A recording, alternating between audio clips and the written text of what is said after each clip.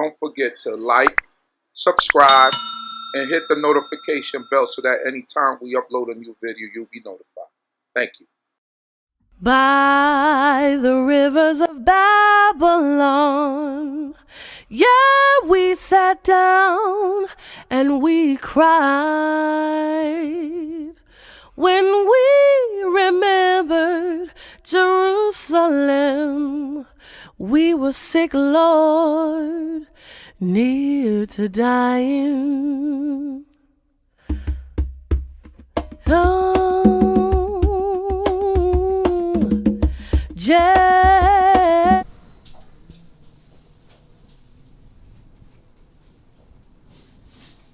O thou great and glorious God, the one who said he visits the iniquities of the fathers upon the children, to the third and fourth generation of them that hate him. Before you, O glorious God, we bow ourselves because you are worthy. Amen. El Gadol Ata, Asher Lo Yishgag, Wa Asher Yaase Sadakwa Bakal E, Ha'el Asher Rachok Memeka Chet Wa Awon, Wa Ha'el Asher Lo Yishlach Yadal Lemirma, Mode Ani Lefaneka, Vetoda Al Chayai, Al Chay Mishpachti, Al Chaye Kal Yoshve Hamakom Hazeh, El Nora Ata, Anoki Mefached Lahashmiat Koli, El Azne Quachika, Mi Ani, Umahatuv Asher Hetavti Ba Asher Avitani Legeshet Aleka, Lahashmiat Koli Lefaneka, Ba'adi Uba'ad Amka, and then he's okay.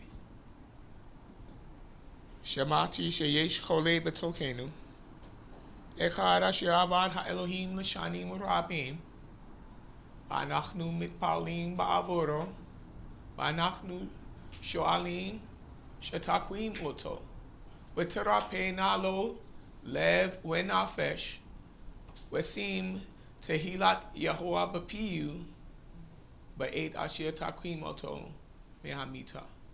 Anachnu mitpalim ba'avor Seren Yaakov, Shelu ha'Elohim Yerapelo, Uzkorna, Kal hatuv asher hetiv, Ve'im chata lefaneka, Shekachna et chatota, Ve'dana et hatuv asher hetiv.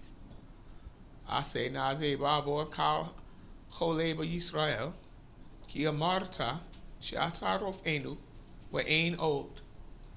Baka anachnu mikwavim ki ata nora umiyad ba'ad sheka ein matzil kwabel na hatefila hazot ba'avorai uba'avor amka uba'avor kal chole b'Yisrael ushlachna refuat shalema mahera me'im ha'Elohim lema'an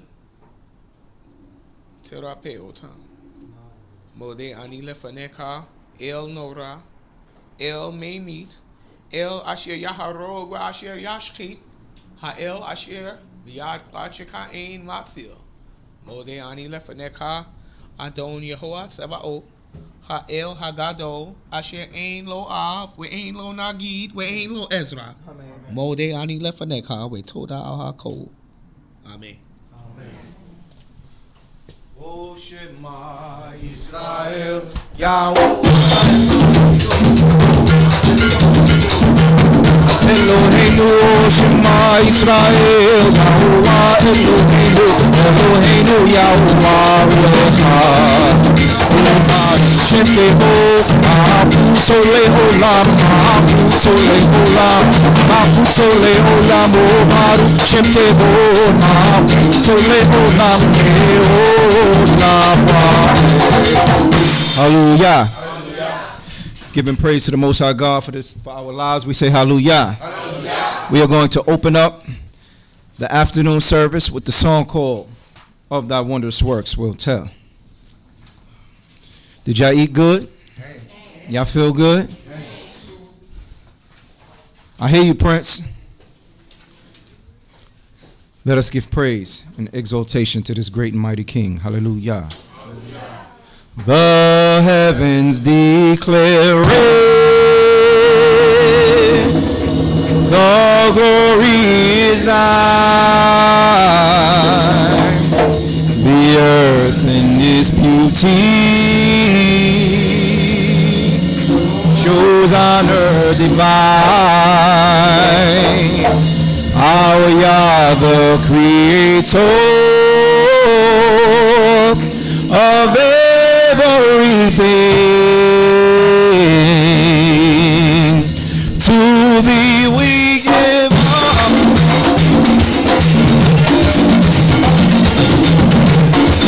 Sing up the might of the God of our it's our God, the God of Israel. He maketh darkness light, and calm. Of thy wondrous works we'll tell, and when we do falter, we'll cry unto thee. For lo, when thou hearest, thy mercies will see. Thou sendest thine angel to show us the way. To thee we send out our praises when we pray. Sing of the might of the God of our God. It's God's God, the God of Israel.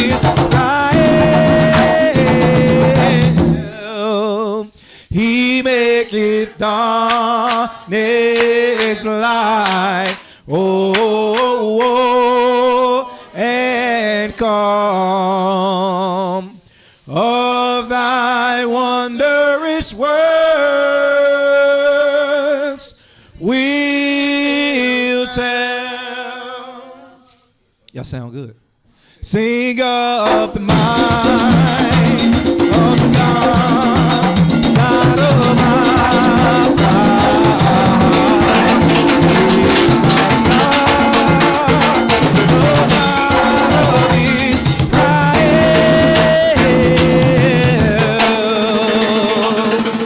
He maketh darkness light,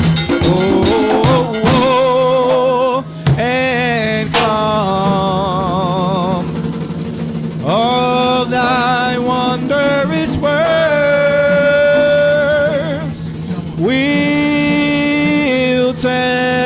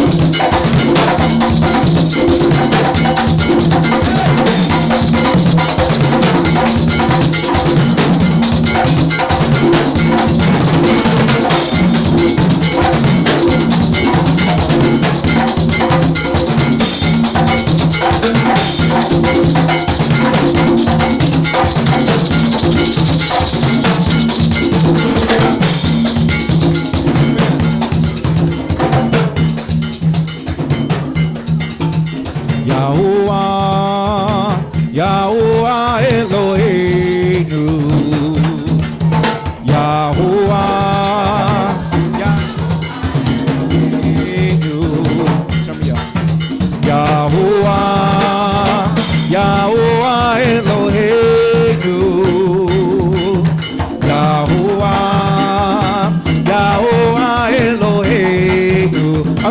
follow me.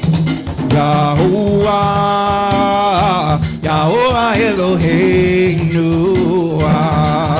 Yahuwah, Yahuwah Eloheinu, Ahaya, Yahuwah, Yahuwah Eloheinu, Yahuwah, Yahuwah Eloheinu, Yahuwah, Yahuwah Eloheinu, Yahuwah, Yahuwah Eloheinu. Go higher. Yahuwah, Yahuwah Eloheinu, Yahuwah, Yahuwah Eloheinu. Can we go higher? Bring it up, bring it up. Yahuwah, Yahuwah Eloheinu, Yahuwah, Yahuwah Eloheinu.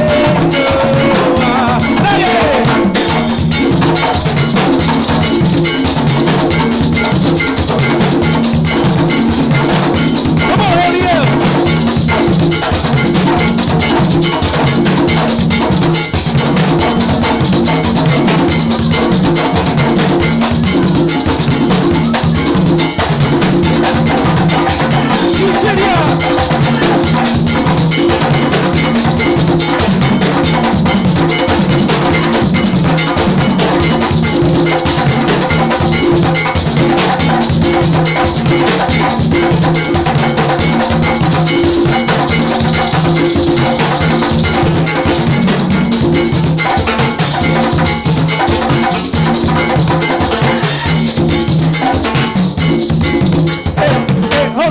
Bring it down.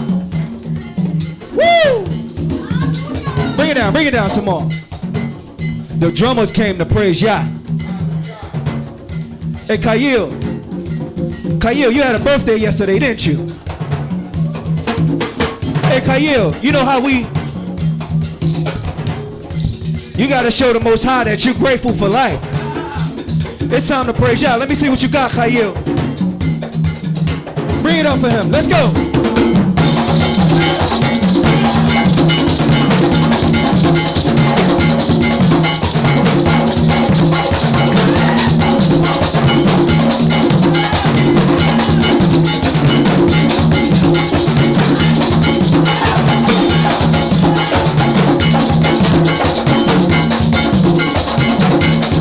Yeah, praise Yah.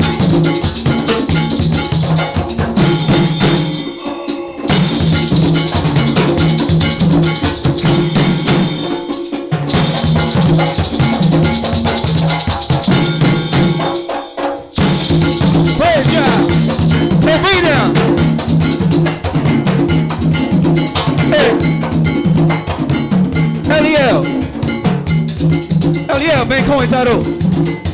Hey, Eliel. You know what you're doing? You know what you're doing? You gotta make me a believer. Make me a believer. Praise Yah.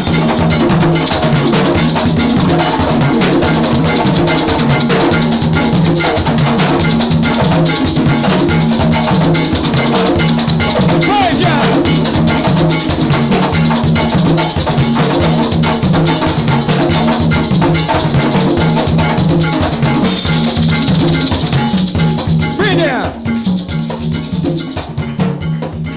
Hey, Hifzidia, you know what you're doing? You ready to praise Yah? Well, then praise Yah. Make me a believer. I need to hear it.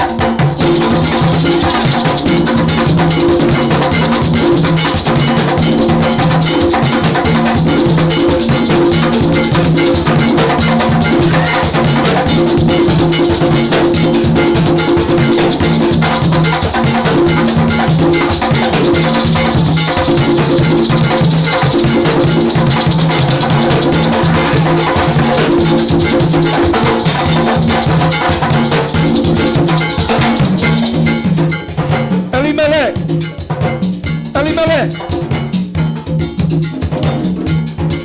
Hey, Ellie, you scared? Oh, bring it down, bring it down. Hey, Ellie, you scared? You scared? You sure?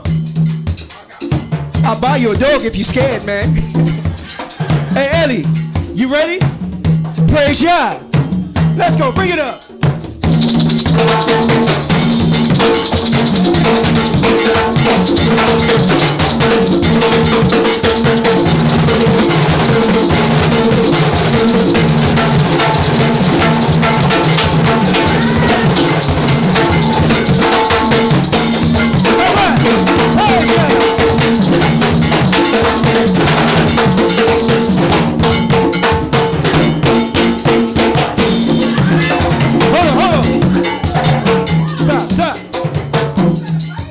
Hallelujah, hallelujah, praise Yahuwah, praise Yahuwah, hallelujah, hallelujah, come on and praise Yahuwah. Praise Yahuwah, hallelujah, hallelujah. Hey, praise Yah, praise Yahuwah, hallelujah, hallelujah. I can't hear y'all.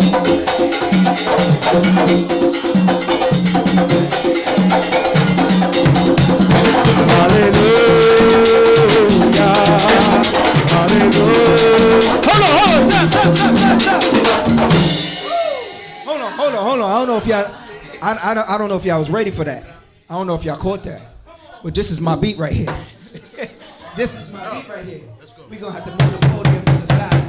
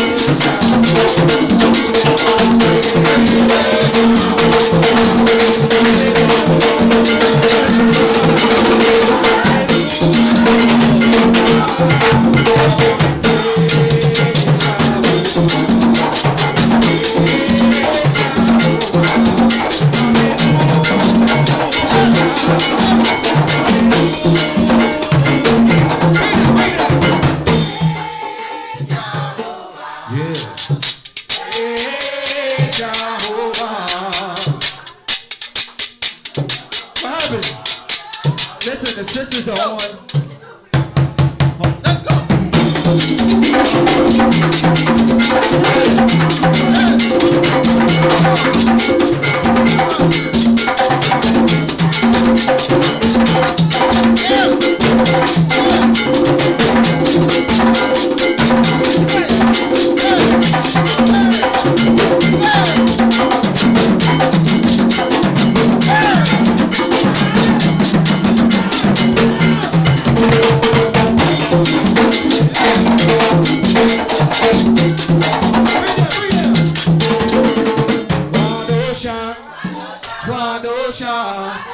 Kwadosha Yahuwah, Kwadosha Yahuwah.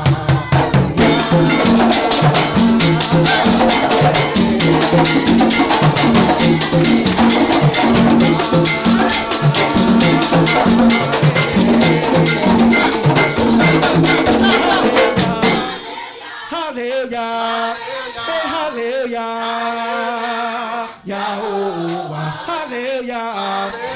Hallelujah. Hey, hallelujah. Yahweh.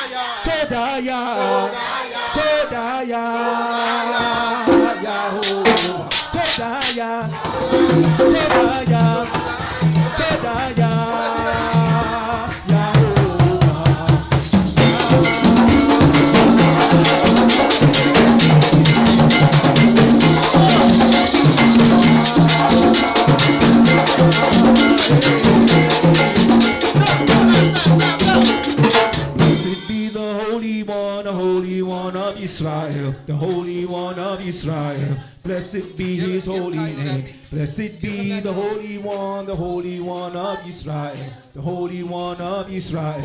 Blessed be His holy name. Y'all ready? Yahovah. Repeat after me. Yahovah. Yahovah. Yahovah.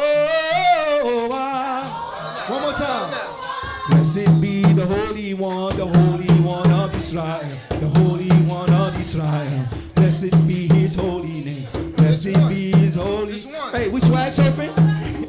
The Holy One of Israel. Blessed be His holy name. Sisters, help me out. Yahovah.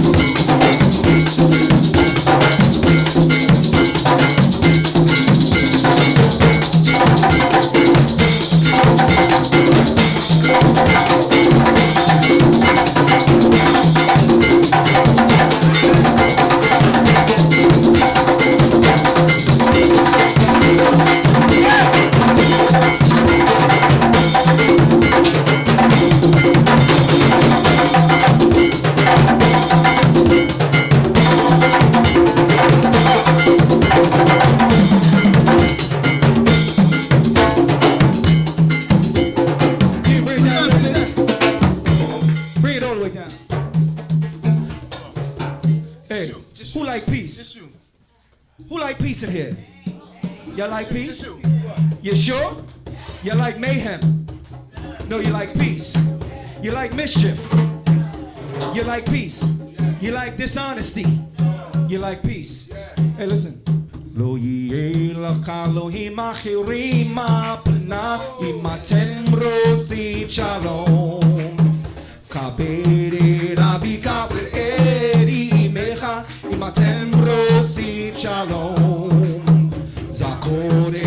Shabbat l'kwach o Yisrael im atem rotzim shalom.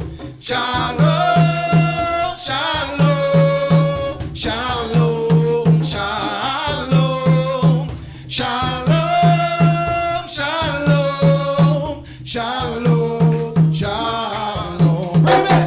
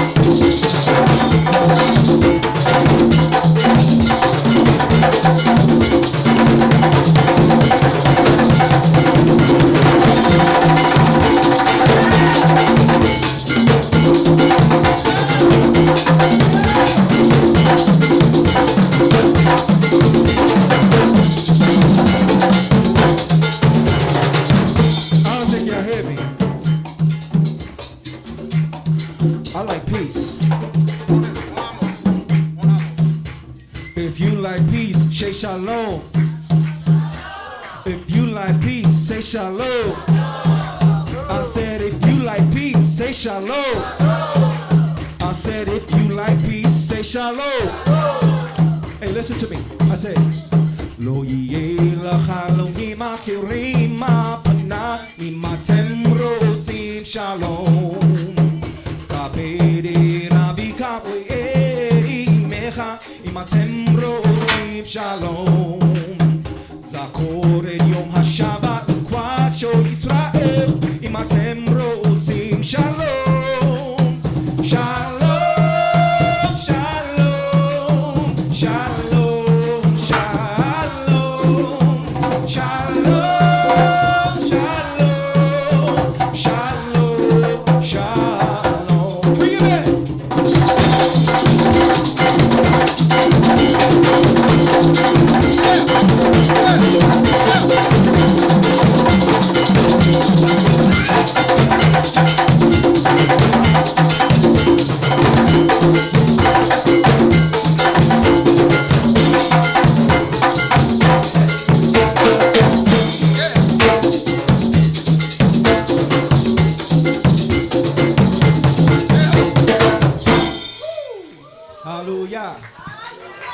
Most High God for giving us the energy to even praise His high and holy name. It's a blessed day. And at this time, because we do have a teaching, and as you're standing, I want to bring before you the teacher of the afternoon, of the evening, and I pray that you are all attentive and that you will listen to this lesson and to even try to learn our history and apply it to your lives. As I bring before you my brother, even Rosh Uzziel, Ben Lewi, Ben Yisrael, Baruch haba. Baruch haba.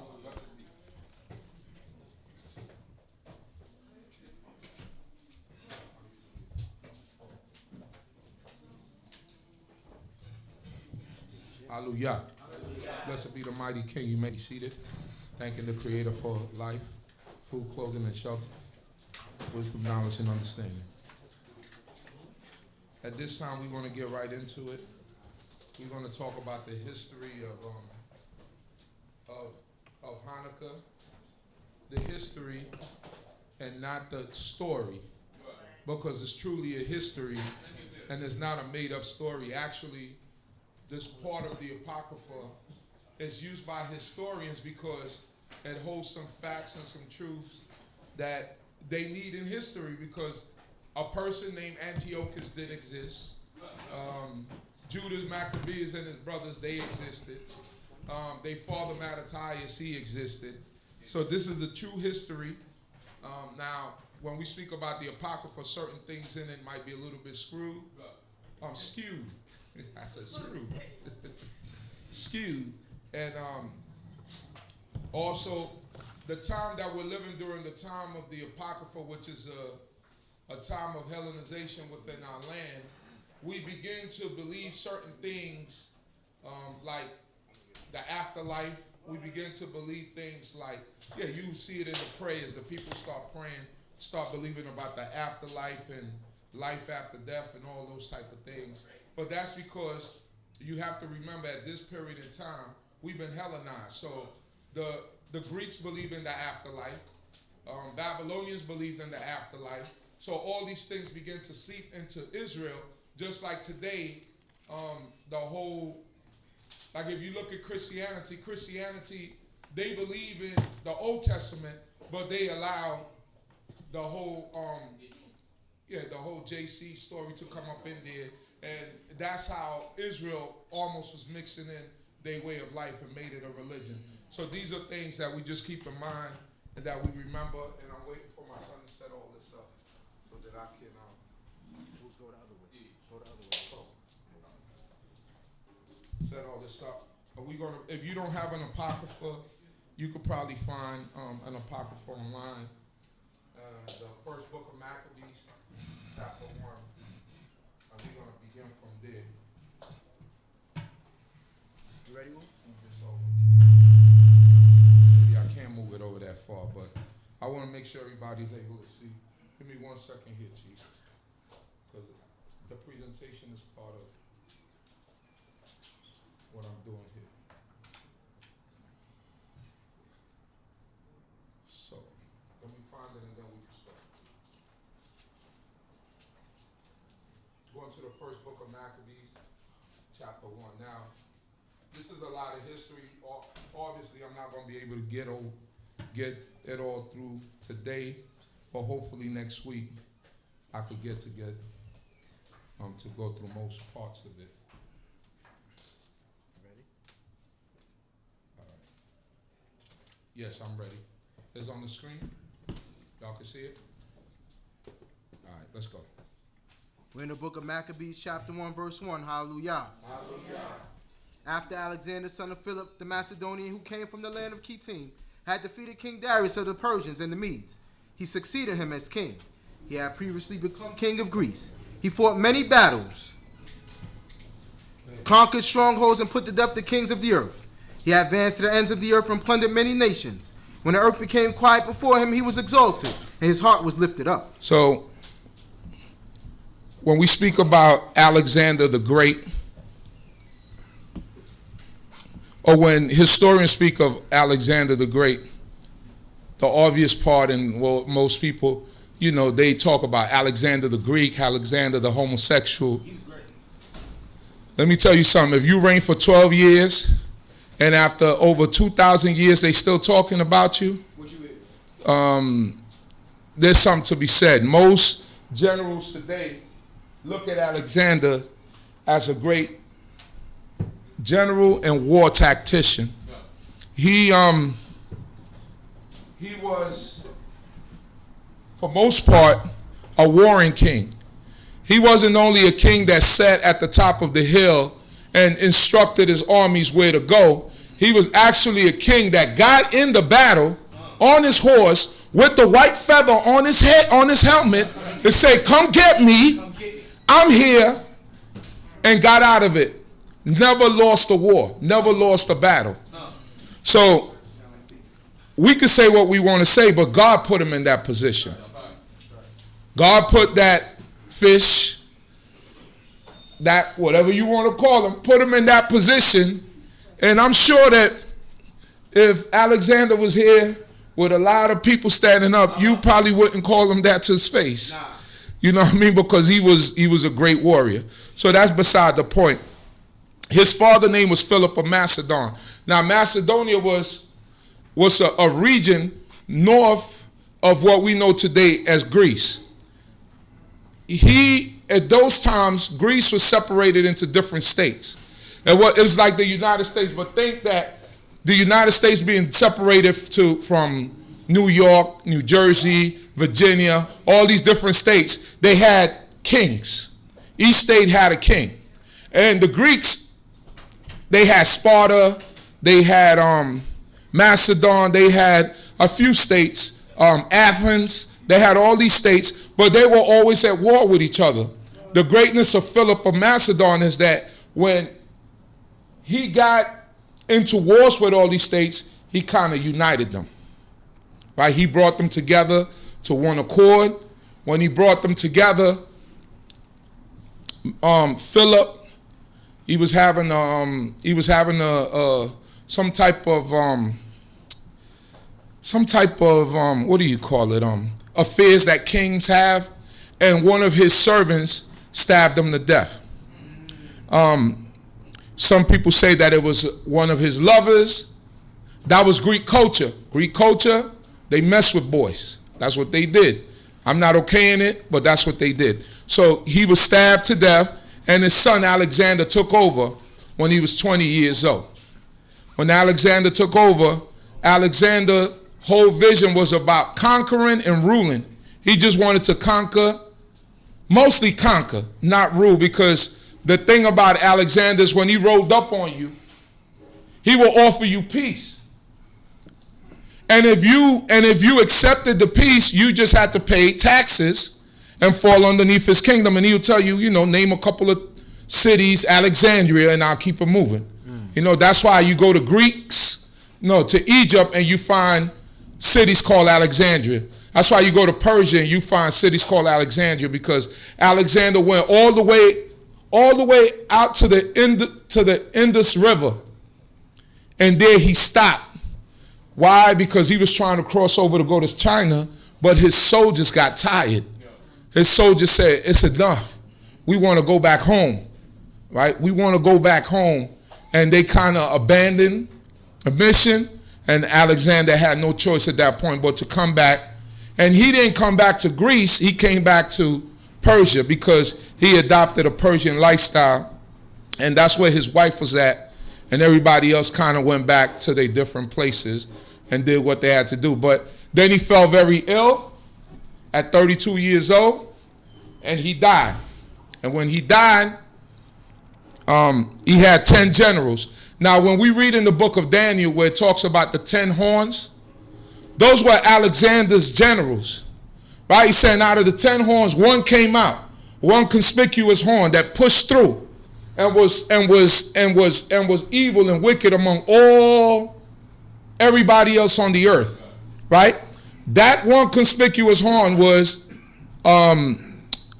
Antiochus Epiphanes, who we're going to read about right here.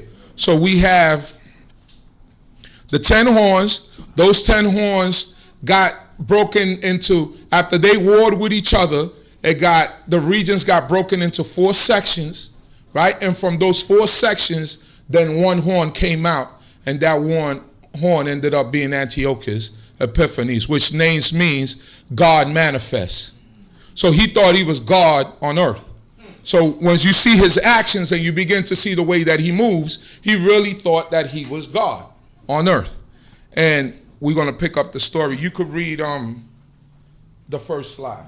This one? Yes. The book of the Maccabees, Alexander, 2021, July 356 BC. Defender of men. Also That's what his name means. Alexander means defender of men. Also known as Alexander the Great or Alexander the Third. In 15 years of conquest, it is alleged that Alexander never lost a battle. He never lost a battle. Let's go. Philip II of Macedon was the king Basileus of the ancient Greek kingdom of Macedon from 359 BC until his assassination in 336 BC. He was a member of the Argead dynasty of Macedonian kings, the third son of King Amyntas, third of Macedon, and father of Alexander the Great and Philip III. Mm-hmm. The rise of Macedon during the reign of Philip II was achieved in part by his reformation of the ancient Macedonian army, establishing the Macedonian phalanx that proved critical in securing victories on the battlefield. So the Macedonian phalanx was a formation that they actually took when they were in war. You know what a phalanx is, right? I don't have to explain it because there's kids in the room, right? So they formed in that way, right? And they added a weapon that was like a javelin. But now when we look at a javelin might be the length of this, maybe a little bit longer. But he created a pole, almost like when you see the knights when they be on the horses and they coming at each other, those long poles like that.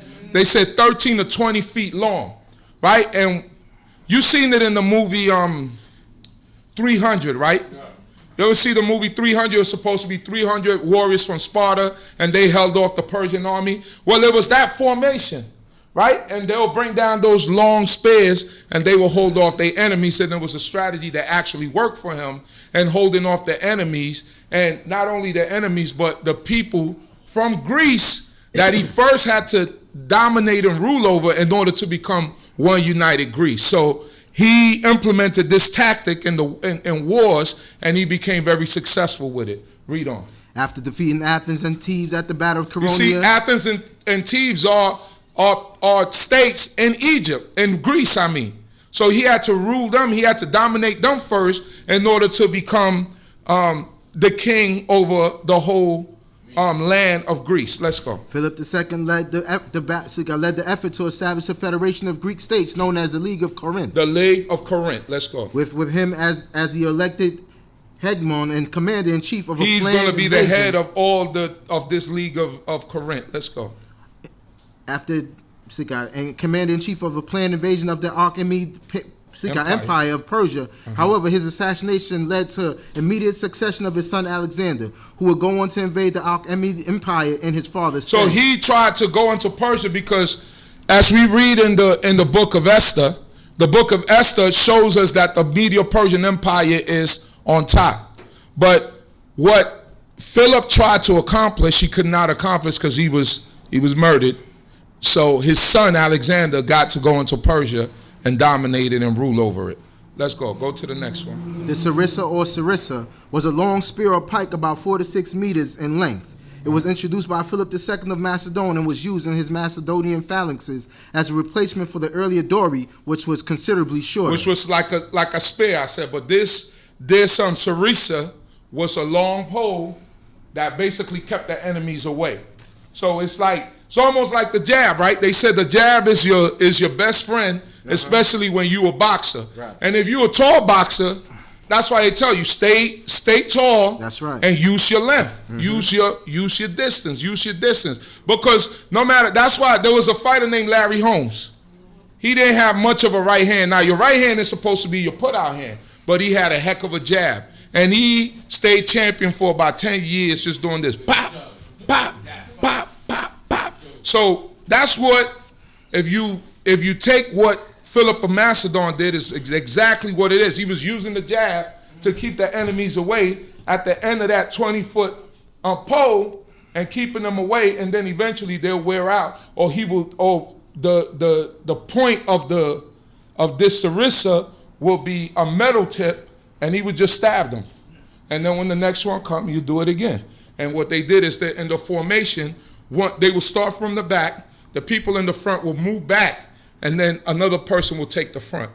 And they'll move back and another person. So the person in the front is not staying up there the whole while, wearing themselves out. They'll move back, and then the other person will take the front, and that's how they would stay refreshed.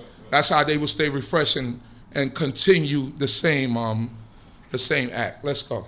Go back to the Apocrypha. Verse 4. Oh, now go to the next slide. The next slide right here is showing how, after Alexander died, how the kingdom of Alexander was broken up. Power division, 301 BCE. Cassander and Macedonia and Greece in the green. You see the green right at the top, right? Then it said, Lysimachus eastward, and Thrace and Asia Minor, brown. You see right next to it is the brown, right next to the green. Then Ptolemy in Egypt, Cyprus and nearby Asia Minor. So Ptolemy is at the bottom where it says Nile River, right? This was the Ptolemies in Egypt, Israel in our land, and another part of the east. That's in blue. And the Seleucid to the Indus River, yellow. So you see the Seleucid has the greater part of the kingdom all the way to the Indus River. And that's where Alexander, he didn't cross the Indus River. That's where he got sick. And then he came back to where we see like Babylon, Persia, in that area, and he died.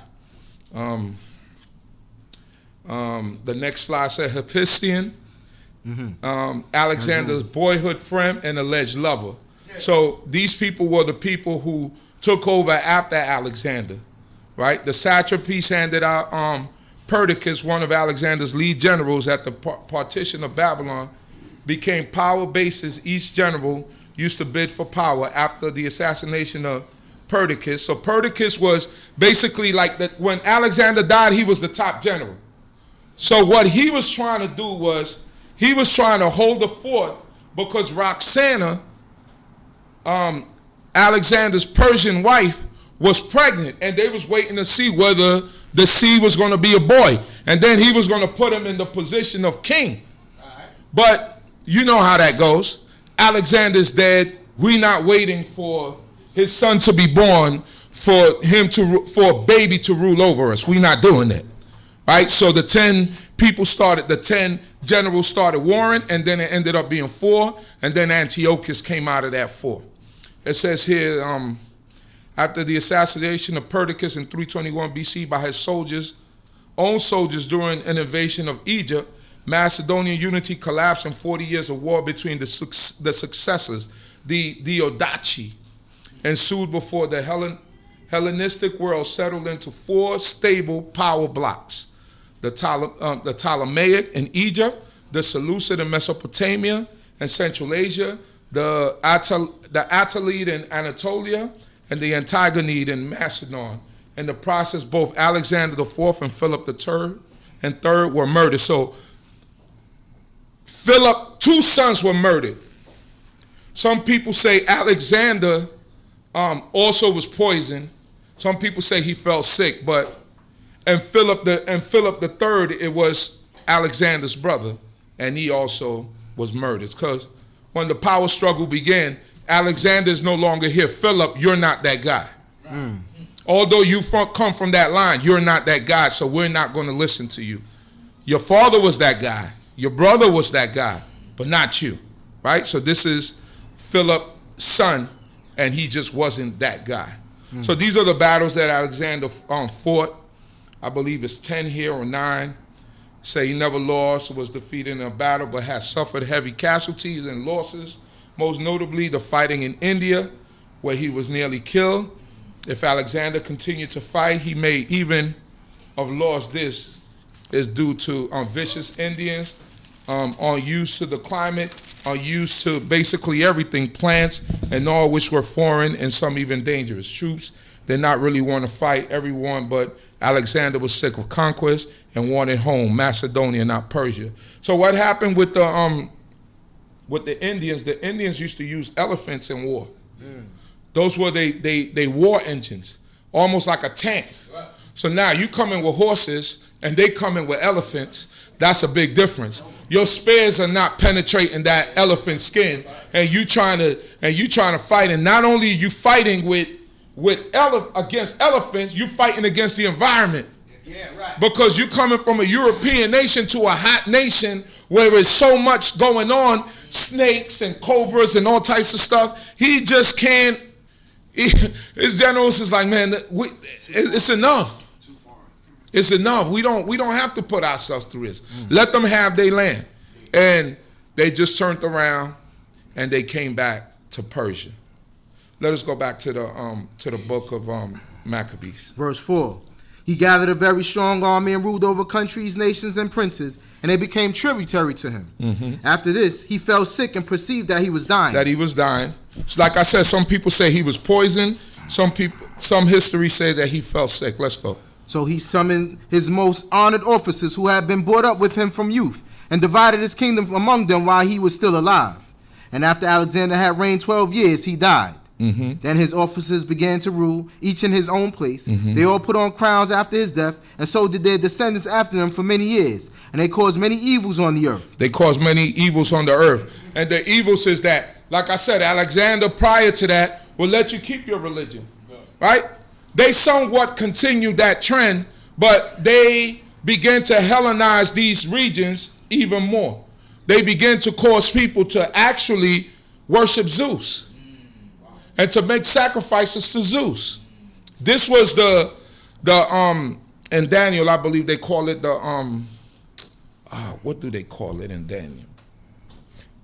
The desolation, detestation, desolation that it speaks about in the book of Daniel.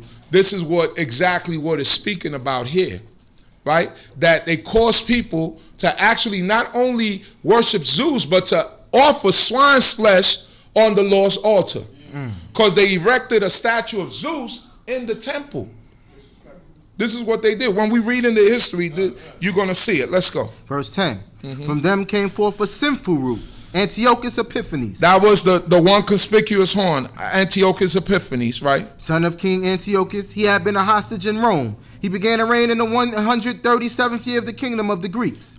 In those days, certain renegades came out from Israel and misled many, saying, let us go and make a covenant with the Gentiles around us. For since we separated from them, many disasters have come upon us. So, think about Israel during this time. You got the upper class and you got lower class. Like when you got upper class and lower class in certain countries, the upper class wants to stay upper class. So what do? When the upper class wants to stay upper class, what do? They oppress the lower class. They don't give you opportunities to come up. You could be the same people. But if you have a nation that's separated by upper class and lower class, they will always oppress you. Why? Because letting you up will mean that they're going to let somebody else up. And they don't want that to happen. So in Israel, believe it or not, during this time, this is what was happening. There were so many evils going on. The priesthood was for sale. Because why? Antiochus was in charge. He was in charge of Israel, right? So you could just petition to Antiochus what you wanted and how much money you was going to give him, and he will give you the priesthood. So why is the priesthood important? The priesthood is important because it's a position of prestige. In the priesthood, people are bringing you actual offerings, and offerings constitute what? Money. So whether you knew the job or not, or whether you was of the lineage which you were supposed to be of Aaron and even a Levite, it didn't matter. It was for sale. As long as you came to Antiochus and you made the right offer, you would be good. So just to use an example of that, read on right here, and then we're going to go to another chapter. Go ahead. This proposal pleased them, and some of the people eagerly went to the king, who authorized them to observe the ordinances of the Gentiles. He authorized them to do the ordinances of the Gentiles. Now let us go to 2 Maccabees. I think I got it highlighted. Chapter The 4th 4. chapter, starting at verse 7. Verse 7. Let's go. When Seleucus died and Antiochus, who was called Epiphanes, succeeded the kingdom, Jason, the brother of Onias, obtained the high priesthood by corruption. So Jason, Onias was, I believe at that time, the priest. And then Jason, which is a Greek name, but his name will be Joshua, right? Jason, right? Remember, at this time, we're living in Hellenistic period, so the names are going to sound funny. You're not going to hear Joshua, and you're not going to hear Judah. You're not going to hear that. You're going to hear the names in the Greek version of the name. That's how you're going to hear it. Let's go. Promising the king at an interview 360 talents of silver, and from another source of revenue 80 talents. So he went to Antiochus and he promised them all this money. Let's go. In addition to this, he promised to pay 150 more if permission were given to establish by his authority a gymnasium and a body of youth for it, and to enroll the people of Jerusalem as citizens of Antioch. So you would say a gymnasium, right? He said, not only do I want the priesthood, I want to establish a gymnasium. Now, today we think of a gymnasium, just as a place that you go play basketball, you go exercise, or whatever. But in Greek culture, a gymnasium was a little bit more.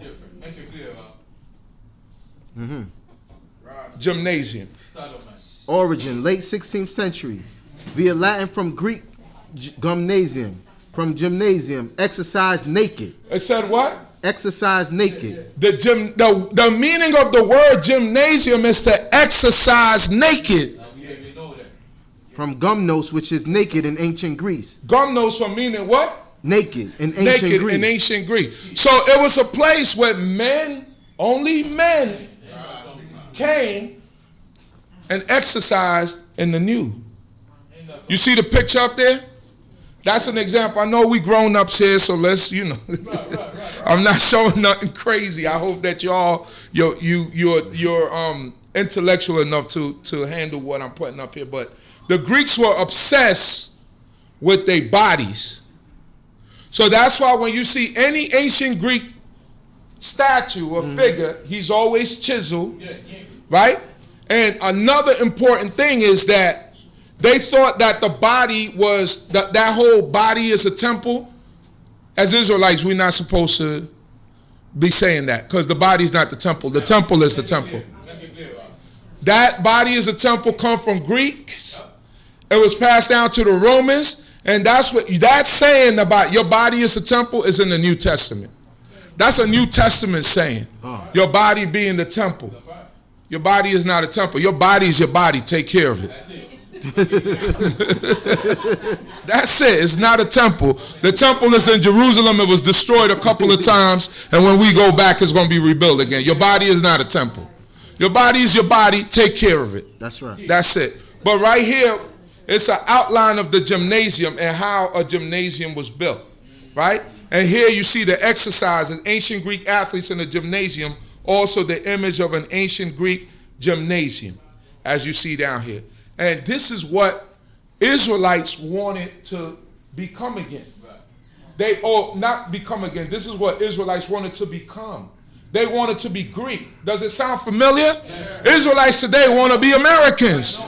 We're not Americans. And I'm talking about Israel for whatever part of the diaspora you're from. You want to be like that you want that Western culture so bad, and you want to achieve that Western success when we just have to be our own selves. Right.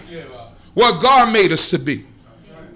They went as far as the Israelites that were circumcised, right? The Israelites that were circumcised, they would take the skin that was rolled up, they would roll it back down, right? Roll it down, weigh it down, so that they could have the appearance of being uncircumcised. It's crazy. Because the Greeks thought that was perfection, and when they saw someone that was circumcised, they thought of them as being imperfect, and they wanted to be Greeks so bad. This is what our people fell to. Go back to 2 Maccabees. Verse 10. When the king assented and Jason came to office, he at once shifted his compatriots over to the Greek way of life. When the king assented, that means he got into a position of power, and Jason came to office, he at once shifted his compatriots over to the Greek way of life. Jason was an Israelite. Now we're going to be Greeks. We're going to act like the Greeks. We're going to act like how Greeks act. Let's go. He set aside the existing royal concessions to the Hebrews, secured through John, the father of Ptolemus, who went on the mission to establish friendship and alliance with the Romans. And he has destroyed the lawful ways of living and introduced new customs contrary to the law. Contrary to the laws of who? God. The Most High. Let's go. He took delight in establishing a gymnasium right under the citadel, and he induced the noblest of the young men to wear the Greek hat. To wear the Greek hat. What is the Greek hat? Right? And do what? To wear the Greek hat and what? He took delight in establishing the gymnasium right under the citadel, and he induced the noblest of the young men to wear the Greek hat. The Greek hat. In other words, to fall into Greek customs. Right. So let's take a look at this Greek hat. That's not the only one. It said Philos the cap. Philos cap, right? So I have the 2 Maccabees 4, what he just read. So read it. Read the bottom of that inscription. For he built gladly a place of exercise under the tower itself. No, just go to where it said the Philos. Philos. Yeah, the Philos. The Philos was a typical conical hat in ancient Greece among travelers, workmen, and sailors. Though sometimes a low, broad-rimmed version was also preferred, known as petassos. It could be made for felt or leather. Philos caps often identify the mythical twins of Dioscuri, Castor, and Pollux, as represented in scriptures, bas reliefs, and ancient ceramics. Their caps were supposedly the remnants of the egg from which they hatched. The Philos appears on votive figurines or boys at the sanctuary of the cabaret at So it all had myth attached to it. So right here, you got the go to the next picture. It said the Philos Greek hat, the kosher Greek hat. You see it? Scroll. That's all I You got, see it? brother. That's all you got? I got Right a kosher there, Greek right there. hat. Yeah, they're right there, but they just small. The kosher Greek hat. Today, the Pekol Eastern hat. You see the similarity between the kosher Greek hat and the Pekol Eastern hat? That's what they wear in Afghanistan. That's what they wear in places in the Middle East. Why? Because Greek culture influenced everyone. It influenced the whole East. So now, it said that we were forced to wear these garbs and these things that the Greeks were doing, and we were Hellenized. We fell into their customs. So we have to be careful with some of the things that we put on, because Most High God might not approve of some of the things that we put on. Now, I don't know what they are today, but you could figure it out. You know what I'm saying?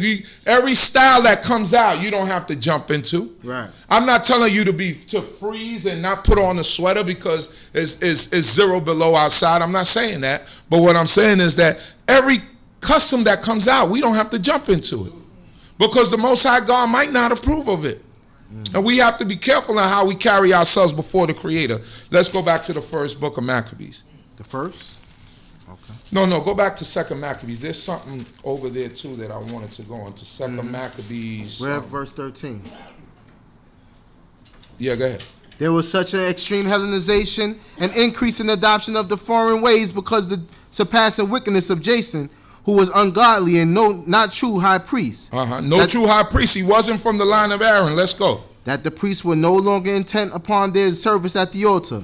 Despising the sanctuary and neglecting the sacrifices, they hurried to take part in the unlawful proceedings in the wrestling arena after the signal of the discus throwing. In the wrestling arena at the discus throwing. Does that sound familiar today? The Olympics. Where do they do the discus throwing at? Let's go.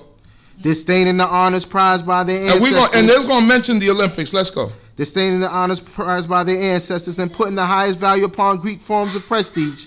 For this reason, heavy disaster overtook them, and those whose ways of living they admired and wished to imitate completely became their enemies and punished them. It is no light thing to show irreverence to the divine laws, a fact that later events will make clear. And that's the events with Judas, Maccabees, and his brothers. Read the next verse. When the quadrennial games were being held at Tyre, and the king was present. What does quadrennial mean?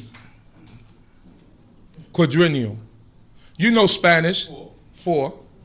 Right? So every 4 years, what happens? The Olympics. The Olympics. These were the quadrennial games that were happening every 4 years. Just happened that this time it was held in Tyre. Right. Which was also Hellenized. But usually the Olympics, the ancient Olympic games were held in Mount Olympus in Greece. They were held in Mount Olympus in Greece, and it was a dedication to Zeus, who was the top deity of all. Later, Zeus became Jupiter in Roman times. But that's who they dedicated the Olympic Games to. And the original Olympic Games just had, they had a race, a foot race, they had a chariot race, and a discus throw. That was the original. But today, the Olympic Games actually have a bunch of other sports. So we have to know the history of these things and where they originate from, because it could affect us today. It definitely could affect us today. So history is here. It's in books. All we have to do is read and research it, and we get understanding from it. How we looking out there, Chief? You got time. I go back to hold on. And you see, that's why I don't like doing this, because I never have enough time. You got it highlighted up to verse 20. Nah, you don't got to read all the way. Okay. I don't know what does verse 20 say? What does it continue to say? This is talking about the money. Nah, I don't want to read that. We could go to You want to go to the 2 Maccabees chapter 5 verse 24. In fact, no, go back to 1 Maccabees, because we haven't gotten to that part yet. Okay. Y'all still with me? What chapter? From the first chapter, from wherever you left off in the first chapter. Okay.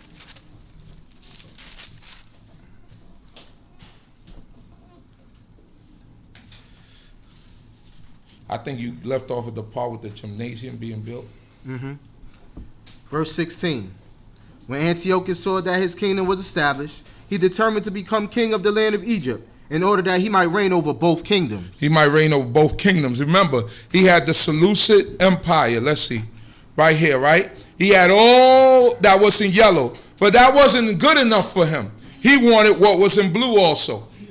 And in order to get to the blue, what he got to go through? Israel. Right? So first he went down there. The first time he went down to Egypt, he got ran out of Egypt. The Ptolemies ran him out. And like I just heard from my brother, Rabbi Chief Ben Yamin, that's where the saying come from, don't cross the line in the sand. Because the Ptolemies told him, they wrote a line in the sand, because you know Egypt is full of sand, and told him, don't cross that line. And he got mad, and when he left, he said, you know what, Israel is right up there. I'm going to go up there. And he went up there, and he began to destroy Israel, and the Israelite helped him. An Israelite that, because I spoke about Jason, right? But what happened with Jason, Jason was so wicked, he stopped paying the dues. No, he didn't stop paying the dues. He sent a guy to go pay his the dues that was due to Antiochus. That same guy said, you know what, Antiochus? I'll make a better high priest. He took the money that Jason gave him, and he added more money to it, and he said, here go the money, let me be high priest. So when that guy came back, when he came back to Jerusalem, he came back with the edict that he was now high priest, and he ran Jason up out of Jerusalem. So now that guy that they put into that Antiochus put into power after Jason, when Antiochus came from Egypt that first time, when they drew the line in the sand, told him not to come back, he came, he helped them go into Jerusalem, go into the temple, sack it, and began to murder the children of Israel. An Israelite. You always get someone of your own kind to do the worst and the most egregious things. And he helped that same Antiochus to go into the temple and sack it and take all the gold out of it. Let's go. Verse 17. So he invaded Egypt with a strong force, with chariots and elephants and cavalry, and with a large fleet. He engaged King Ptolemy of Egypt in battle, and Ptolemy turned and fled before him, and many were wounded and fell. That was the second time. The second time he went into Egypt, then Ptolemy succumbed to his attack, and he was housed as king in Egypt. Let's go. They captured the fortified cities in the land of Egypt, and he plundered the land of Egypt. He plundered the land of Egypt. So that was the second attack. The first attack, the line drawn in the sand. Second attack, he was able to succeed Antiochus and overtake Egypt, the Ptolemies. Let's go. After subduing Egypt, Antiochus returned in the 143rd year. He went up against Israel and came to Jerusalem with a strong force. He arrogantly entered the sanctuary and took the golden altar, the lampstand for the light, and all its utensils. He took also the table for the bread of the presence, the cups for drink offerings, the bowls, the golden censers, the curtains, the crowns, and the gold decoration on the front of the temple. He stripped it all off. He took the silver and the gold and the costly vessels. He took also the hidden treasures that he found. Taking them all, he went into his own land. He shed much blood and spoke with great arrogance. Israel mourned deeply in every community. Rulers and elders groaned. Young women and young men became faint. The beauty of the women faded. Every bridegroom took up the lament. She who sat in the bridal chamber was mourning. Even the land trembled for its inhabitants. And all the house of Jacob was clothed with shame. And all the house of Jacob was clothed with shame. Why? Because they seen the beauty of the temple destroyed. They seen what was happening.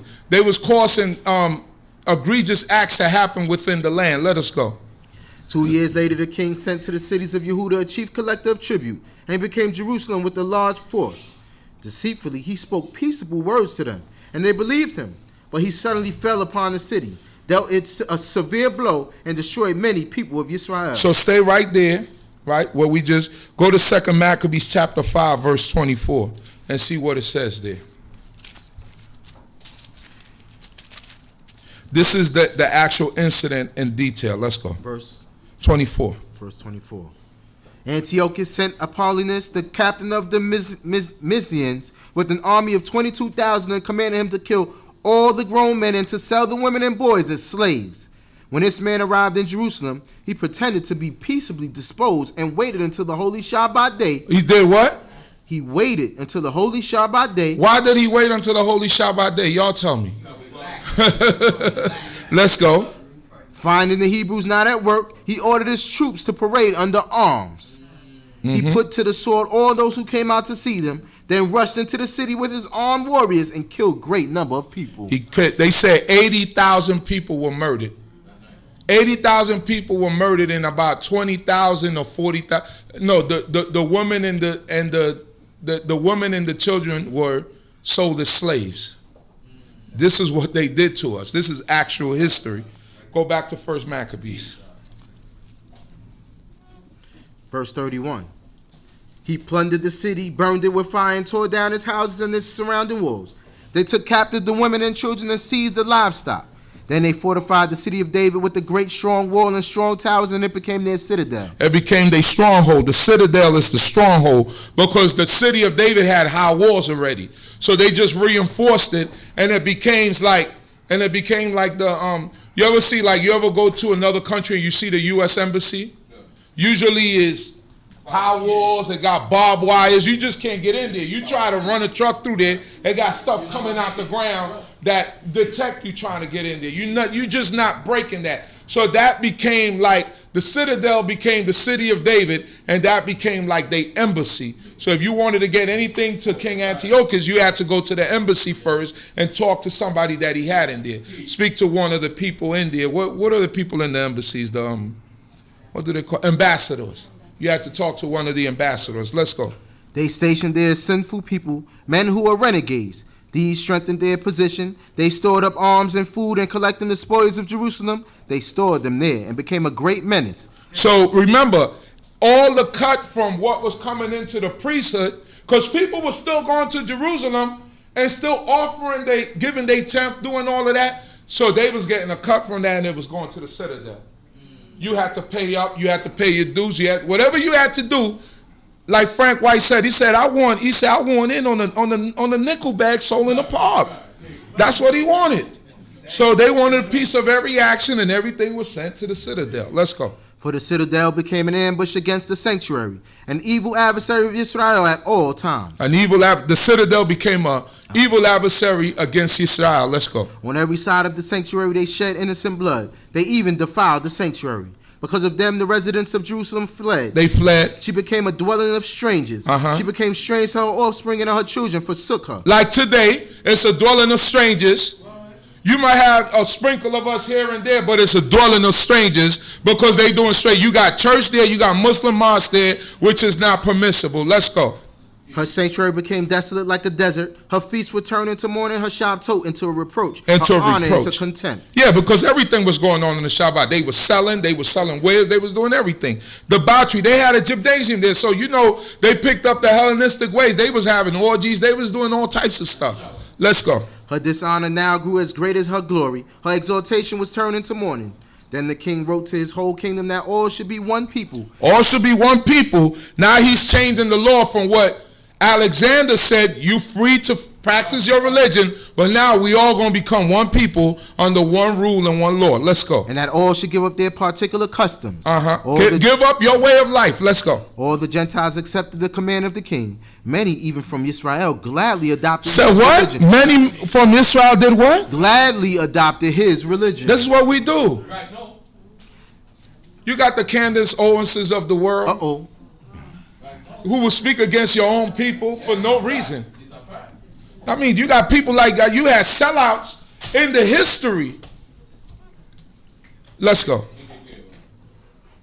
They sacrificed the idols and profaned the Shabbat. And the king sent letters by messengers to Jerusalem and the towns of Yehuda. He directed them to follow customs strange to the land, to forbid burnt offerings and sacrifices and drink offerings in the sanctuary, to profane Shabbat and festivals, to defile the sanctuary and the priests, to build altars and sacred precincts and shrines for idols, to sacrifice swine and other unclean animals, and to leave their sons uncircumcised. They were to make themselves abominable by everything unclean and profane, so that they would forget the law and change all the ordinances. So this was not only an attack against Israel, this is an attack against the laws of the Creator. Right. This is exactly what this was. It was like, forget all that mess that you're doing. We're going to put Zeus up here.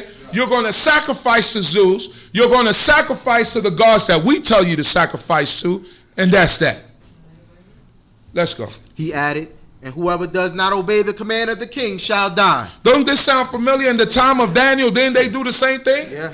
Every time you hear the harp, the timbrel, you hear this stuff, bow down to this idol. So whoever doesn't take a part in what I'm saying, they shall be put to death.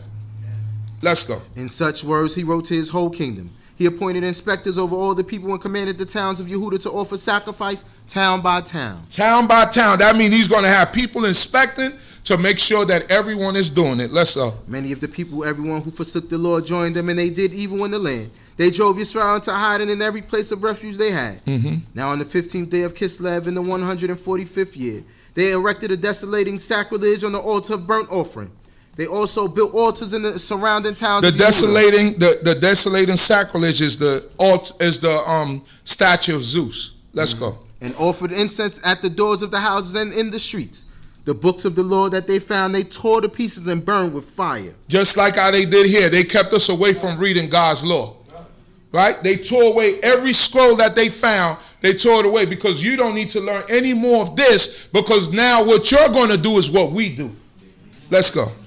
Anyone found possessing the book of the covenant or anyone who adhered to the law was condemned to death by decree of the king. If they found you with one piece of the scroll, you was condemned to death. Let's go. They kept using violence against Israel, against those who were found month after month in the towns. On the 25th day of the month, they offered sacrifice on the altar that was on top of the altar of burnt offering.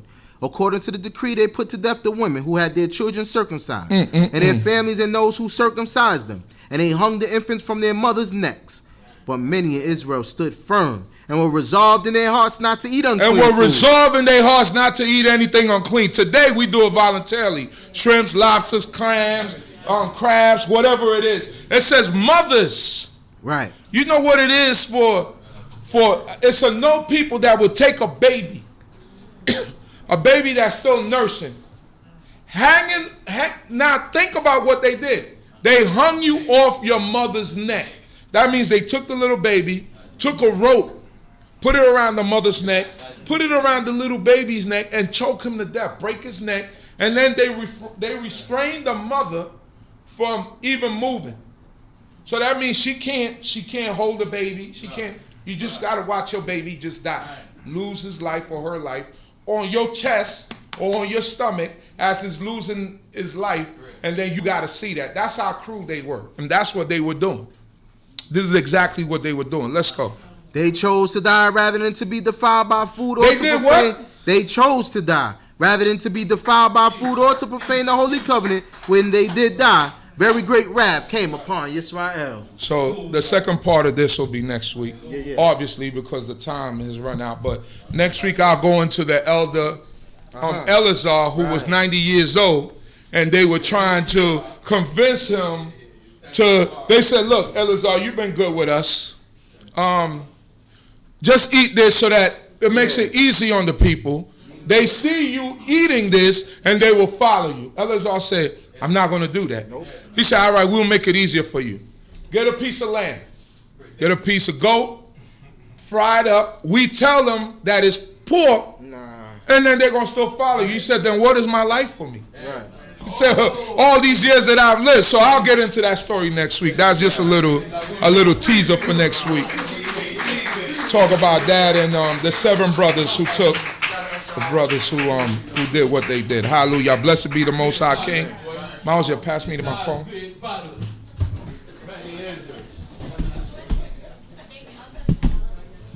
Blessed be the Holy One of Yisrael. We thank the Creator of heaven and earth for life, food, clothing, and shelter, wisdom, knowledge, and understanding. And I pray that the Most High King of the universe will continue to be with us and bless us. Where's Moray at?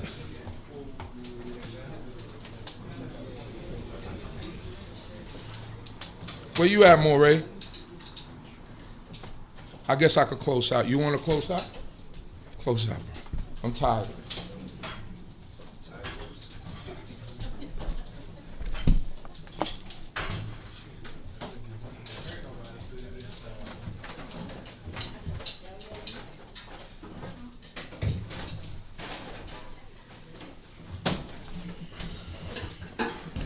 Hallelujah. And at the conclusion of this day, I pray that the Most High God would be with us, guide us, and shield us in the week to come. I pray for you all safety, for health, for strength, to protect us throughout the, we all live in crazy places, man. This place that we live in called the United States of America. The Most High is doing some things in here. I pray that we all stay strong. I pray that the Most High God will protect us from any diseases, any viruses, anything that would try to attack us. I pray that the Most High God gives your body the strength to fight off any viruses or diseases, to fight off all the negativity, all the things that we go through in life. I don't even have to stand here and name them all. Y'all know what we go through. I don't know your daily obstacles. I know mine. And I pray that the Most High God would even bring us closer as a people and to save us from this enemy. Hallelujah. As I say these words, I pray that the Most High God would allow them to take hold of us and that his blessings would wrap us up like we ain't never seen blessings before. Why Dabir Yeho El Moshe Lemor. Dabir El Aharon wa El Banal Lemor. Kol Tabarquet Bani Yisrael Amor Lahem. And Yehovah spoke unto Moshe, saying, Speak unto Aharon and unto his son, saying, On this wise ye shall bless the children of Yisrael, ye shall say unto them, Yivarekka Yehovah wa Yishmarecha, Ya'ir Yehovah Panao Alecha wa Yikunecha, Yisa Yehovah Panao Alecha wa Yasimlecha, Shalom. Yehovah bless thee and keep thee. Yehovah make his face to shine upon thee, be gracious unto thee. Yehovah lift up his countenance upon thee and give thee peace. Wasamu et shemi al bnei Yisrael wa ani avarkem. Amen. Hallelujah.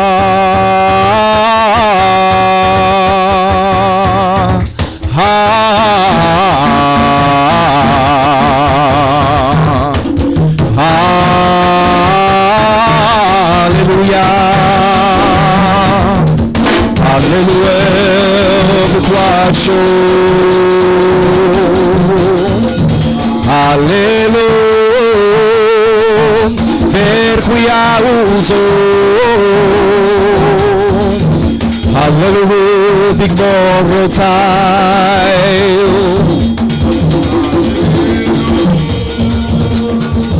Kerov Kudlo. Hallelujah, Betsefa Shofar. Enedel Wekino. Hallelujah, Betofo Macho. Hallelujah, Beli Nueuga. Hallelujah, Betse Tale Shama. Betse Tale Terua.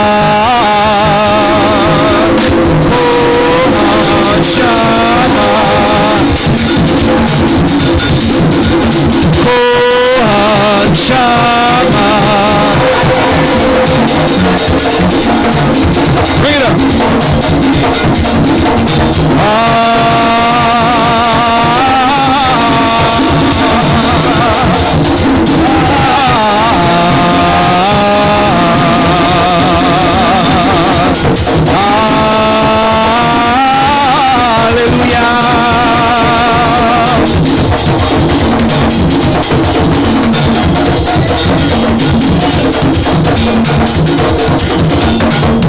Hallelujah. Motzai Shabbat Shalom L'cho. Lechu Im Yah. Please stand by for announcements. Hallelujah. First announcement is for the people online that would like to donate. You can make your donations out to Beit D.C.B, B-E-I-T D.C.B.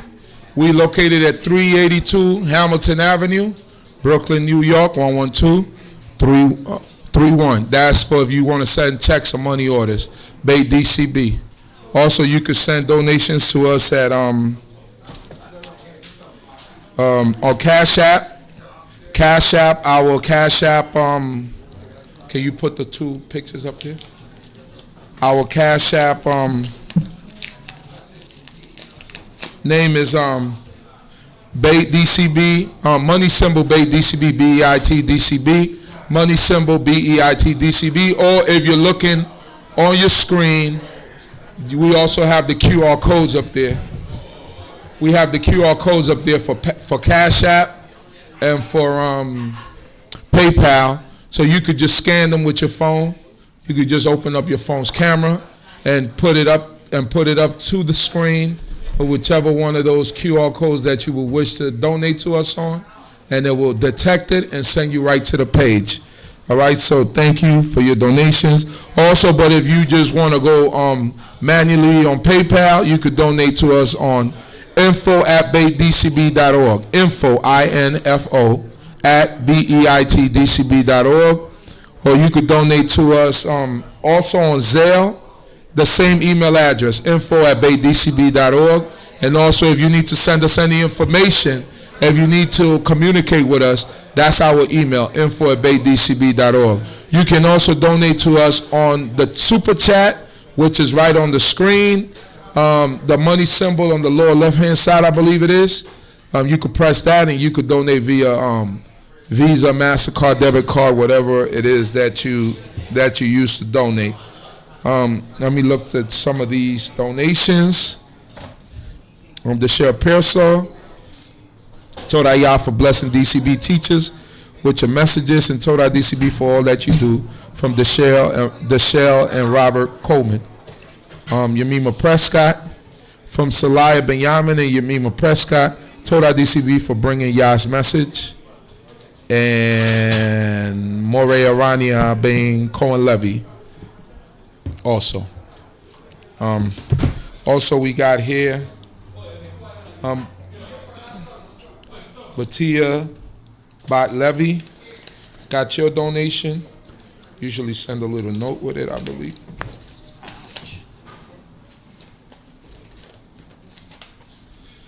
We got your 2 money orders.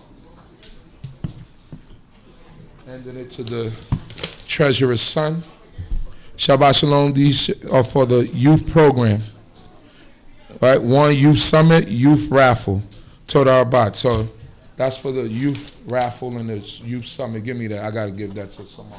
Okay. All right. Pomore Arania.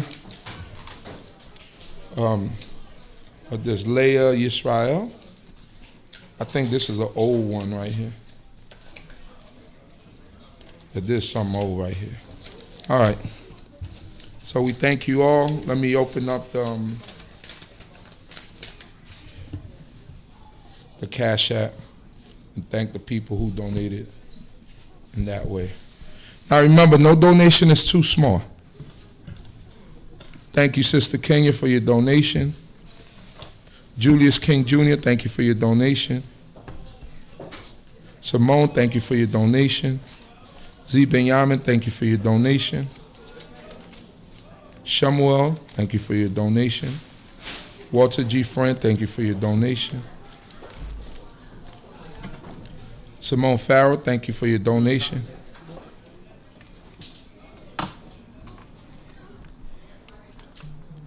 And Sister Edith, thank you for your donation. We'd also like to acknowledge all the visitors that came out today. May the Most High God, as you came here safely, may the Most High God return you back safely to your homes. May the Most High God be with you and give you safe travels. Hallelujah. Any other announcements? Anything else that we need to announce? If not, blessed be the Most High God. We will see y'all, y'all willing, next week. Hallelujah. Shalom, shalom.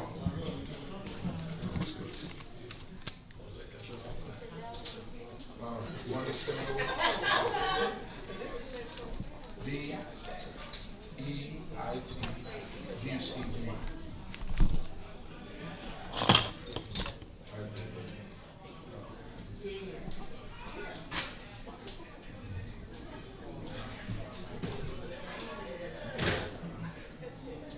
How's it?